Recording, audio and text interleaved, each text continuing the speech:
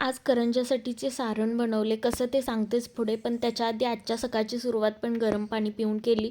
आपण पाणी पिऊन फक्त चालणार नाही, तर झाडांना पण घालायला हवं, म्हणून त्यांना पाणी घालून घेतलं. आणि आजचा दिवस तोच होता जो लोणी काढायचा होता.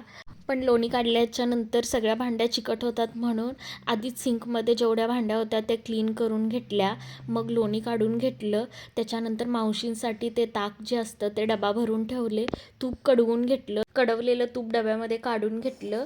आणि इडलीसाठी तांदूळ आणि उडद डाळ भिजवून घेतले, कारण चिनूला ना आमच्या बाहेरचं इडली आवडत नाही, तिला घरी जे मी बनवते तेच इडली आवडतं.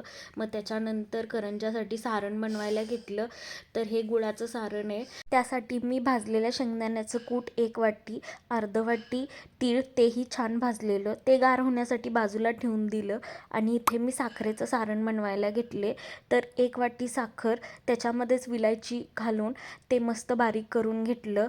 त्याच्यानंतर अर्धा वाटी रवा, तोही छान तुपामध्ये भाजून घेतला. त्याचसोबत खोबरं देखील भाजून घेतले.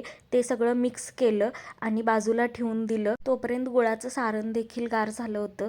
त्याच्यामध्ये गूळ मिक्स केलं.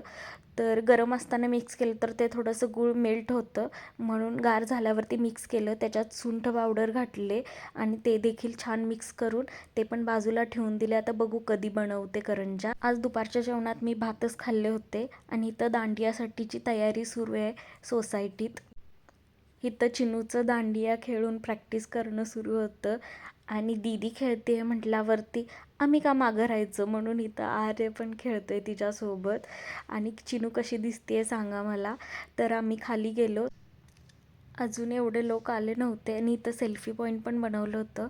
मग मस्त आरती झाली आणि दांडियासाठी सुरुवात झाली. भेटूया उद्या. बाय.